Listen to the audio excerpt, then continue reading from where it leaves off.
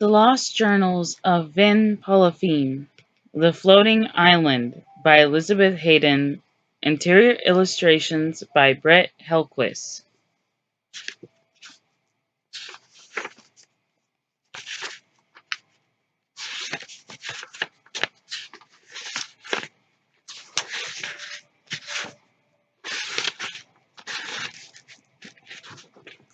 The first pages of Vin Polypheme's journal, written in the dungeon of the Castle Elysian. Being thrown in jail to rot is not especially fun. Being thrown in jail when you are innocent is worse. Being thrown in jail to wait having your head cut off is the worst of all. All of this even more depressing when you are far from home and everyone who loves you thinks you are dead. It doesn't help to be of a different race than most of the people in this kingdom, who consider your kind to be odd at best and dangerous freaks at worst. Nor is it a good thing to be a kid when all this is happening. People don't seem to listen much to kids. But worse than all of that is being in jail, knowing that your fate will be determined by how well you can explain your innocence and what has happened to you in writing.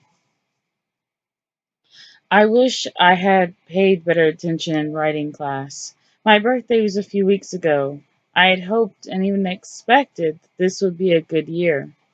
But I did something stupid on that morning, something that seems to have brought me nothing but bad luck. So now I'm sitting here, thousands of miles from home, alone, in a smelly dungeon, with a few pieces of parchment paper and an ink pot. The king who will decide whether to keep me in prison or cut off my head or maybe even set me free is away. Upon his return, I am supposed to have finished the story of what happened, or at least my side of the story, in writing, so that he can determine my fate. I hardly know where to begin. I guess I will tell it as best as I can remember it. But I'm really not certain what to hope for. Having your head cut off is bad, but it's over quickly at least. Rotting in a dungeon seems a nasty way to spend your life, but it might be better than being set free. If they set me free and then send me back to the crossroads, it might be worse than dying. Because whatever is waiting for me at the crossroads can chase me to the other side of death. The jailer banged on the gate of the cell. Vin jumped as the sound knocked over the ink pot. As the sound knocking over the ink pot, he righted it quickly, but not before smudging a good deal of what he had already written. "You done with your supper?" the jailer demanded. He was a short man with a skinny black beard that looked like the brushes chimney sweeps used to clean out gutters. Vin nodded and hurried over to the small opening near the floor of the prison cell bars. He pushed the battered tin tray through while the jailer washed, then went back to his writing. The burly little man picked up the tray outside the cell and turned away, then turned back, his ring of keys rattling loudly. "If you need more paper, I can get it for you," he said gruffly. "Yes, if you please," Ben said gratefully. Do you know when His Majesty is returning?" The jailer's black eyes glittered. "I wouldn't be in a hurry for that, lad," he said darkly. "The king has no patience with thieves, and even less with murderers." He stared at Ben in the gloomy half light of the dungeon. "You may as well enjoy whatever time you got left." He hurried back up the stone steps, leaving Vin alone again, with his ink, his stained paper, and his thoughts. Chapter 1. The Albatross. The morning of my 50th birthday found me, as the last 20 had, sneakily examining my chin in the looking glass, searching for a sign, any small sign, of a whisker. And once again, as on the previous 20 birthdays, I found nothing. Absolutely nothing. It may seem strange to you that I was able to reach the age of 50 years and still have my face remain as smooth and hairless as a green melon, and you would be right. Many lads of my race begin sprouting their beards by the tender age of 30, and nearly all of them have a full layer of short growth known as their Bramble by 45. It is all but unheard of among the Nain for a boy to reach his 50th year without at least some sign that his beard is beginning to grow in. But then this is certainly not the first thing about me that the rest of the Nain in the city of Varn think of as odd. If I were a human by the age of 50, I would be entering the later years of my life, and my hairless chin would be of no consequence. In fact, it might not even be seen as an advantage. It, in fact, it might even be seen as an advantage, since human men have the rather astonishing habit of removing their beards with a sharp knife, known as a razor, each morning, a practice that horrifies the Nain. This intentional sliding of knife over throat also permanently cements the distrust they feel for the race of humans. A man's beard is the story of his life to the Nain. And on that morning, it didn't seem as if I would ever have one. A beard, a life, or a story worth telling of it. How quickly fate turns things around.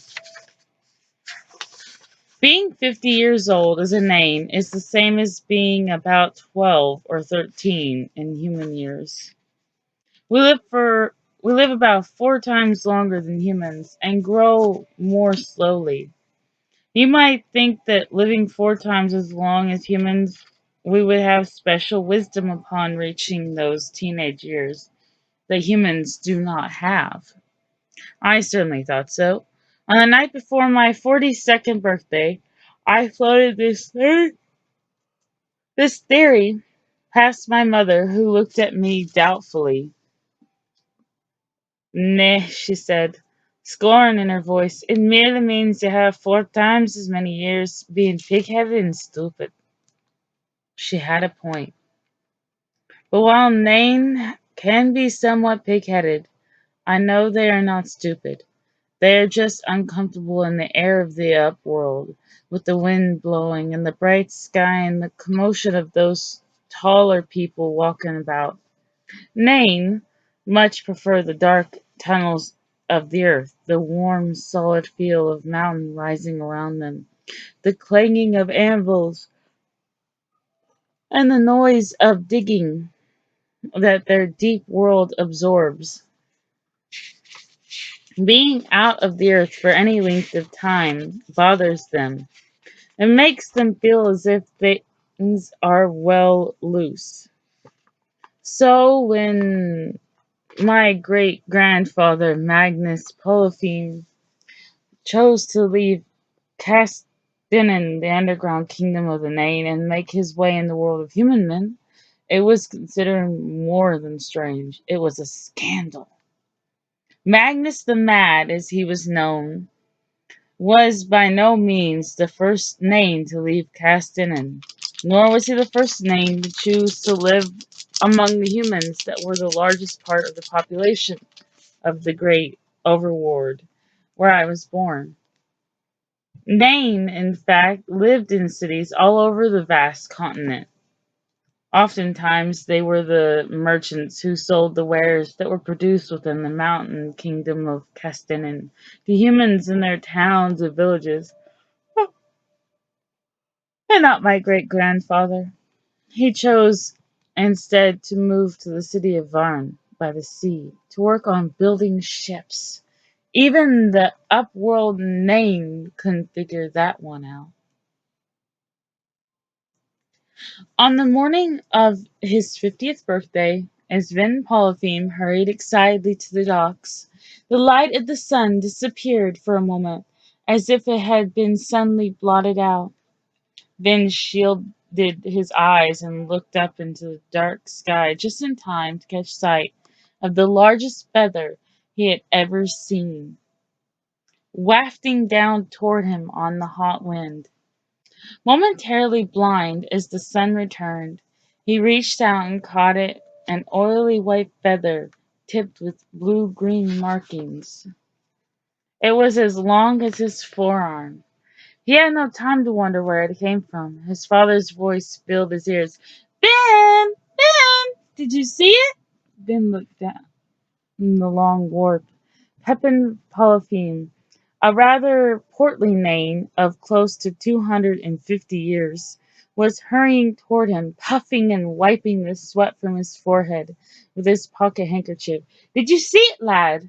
His father asked again. Ben held up the feather. Not the feather, the bird. Pepin gasped as he came to a halt beside his son. The albatross. Did you see it? Ben shook his head.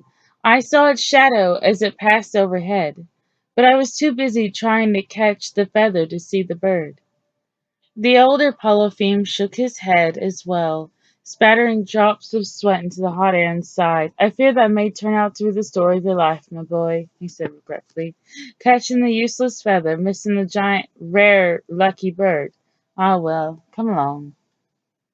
Ben sighed as well, wondering if he would ever be able to do anything but disappoint his father. He slid the feather into the band of his cap and followed Pepin along the plank to the pier where the ship his family was outfitting was moored.